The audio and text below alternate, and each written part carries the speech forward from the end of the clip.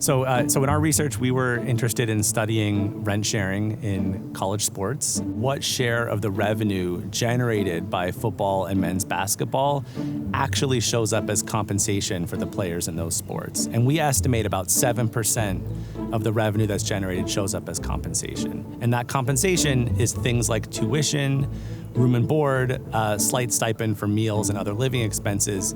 But our best guess is it's about 7% of the total revenue.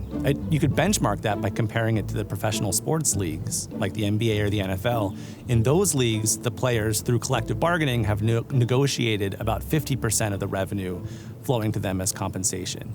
And so that's the gap that's really the initial motivation for our paper, which is all of this extra revenue that's being generated by these sports, how does it flow through the athletic department, and who are the ultimate beneficiaries of that extra revenue? The data that we collected comes from athletic department reports that list the amount of revenue generated by each sport within an athletic department, as well as how much is spent on each of those sports. And so I think one contribution of our paper is just putting this data together systematically for all of the schools in the so-called Power 5 athletic conferences for as many years that we were able to get access to that data for. But the key that we have is the amount that's spent on every single sport and the amount of revenue generated by every single sport in each of these schools. So what we see immediately just from looking at that data is that football and men's basketball are the so-called profitable revenue-generating sports. For almost every school and every year, the amount of revenue they generate is substantially more than their average expenses. By comparison, for all of the other men's sports and all women's sports, on average, the expenses exceed revenue. So these sports actually are not profitable. They're so-called non-revenue generating sports because they only can cover their costs if there's some transfers within the athletic department or perhaps from the university to the athletic department so that these sports are able to make ends meet. The thing we were expecting to see in the data is that the women's sports and other men's sports were going to be the recipients of that extra revenue, and that's what we found. What surprised us a little bit more was that we also saw increases in coaches' salaries, and not just the salaries of the football and men's basketball coaches, we also saw increases in salaries of all of the other coaches.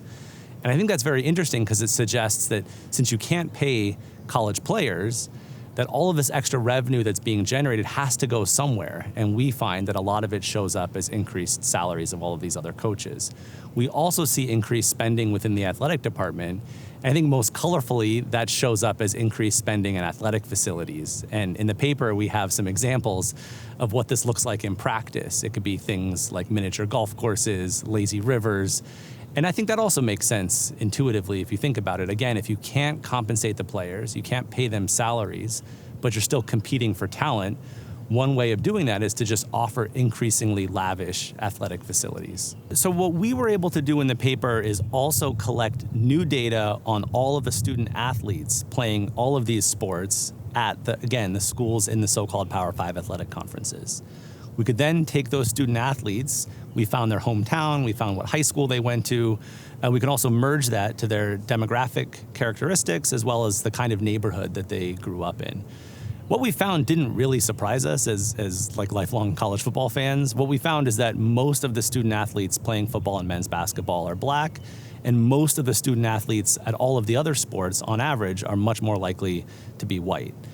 If you look at the neighborhood characteristics, we find that the student athletes playing football and men's basketball are more likely to grow up in relatively low-income neighborhoods, whereas the student athletes for all of the other sports, except for football and men's basketball, are more likely to grow up in relatively high-income neighborhoods. Again, this didn't surprise us, but this was the first time that we'd been able to get this kind of data, again, by going to the level of the student athlete.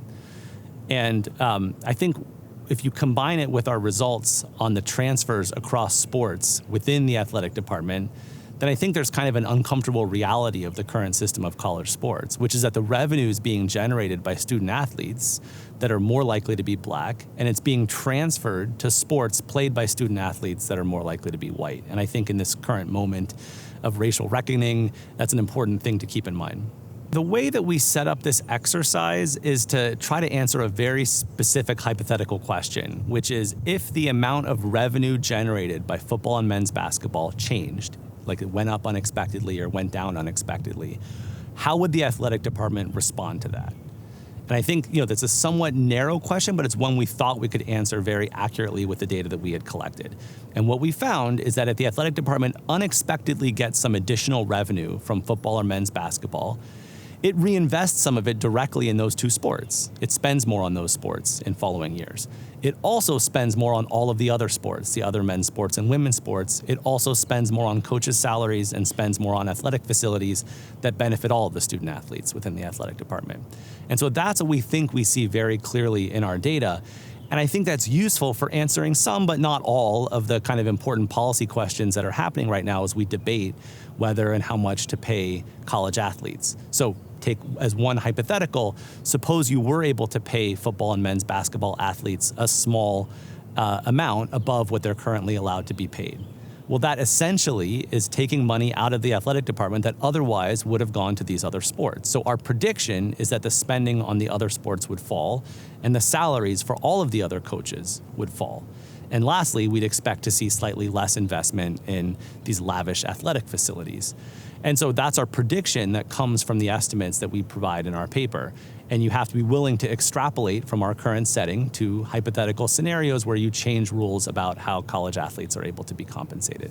I think the pandemic provides some perhaps unexpected support of a lot of what I've been talking about, which is that what happened during the coronavirus pandemic was that college football bowl games were canceled, March Madness was canceled one year. These are opportunities for football and men's basketball teams to play additional games and generate substantial revenue for their athletic departments. So what our paper would say is that if there's an unexpected decrease in revenue as a result of a lost bowl game or March Madness being canceled, we'd expect that to cause financial difficulties within the athletic department that would ultimately reduce coaches' salaries and reduce spending on other sports.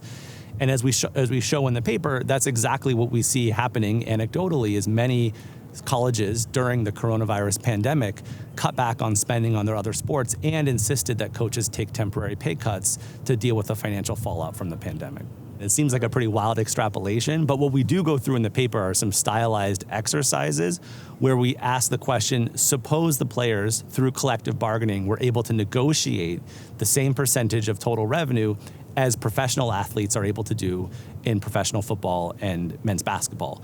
And what we find are some quite large salaries on average being paid to the players. It could run as high as several $100,000 for football players and men's basketball players.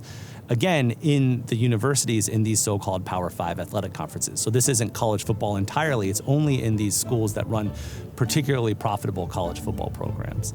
I think you want to take these specific numbers with a grain of salt, but I think they show the amount of money on the line. These players, if they could engage in collective bargaining, may be able to negotiate much higher compensation than they're currently receiving as a result of the rules of the NCAA.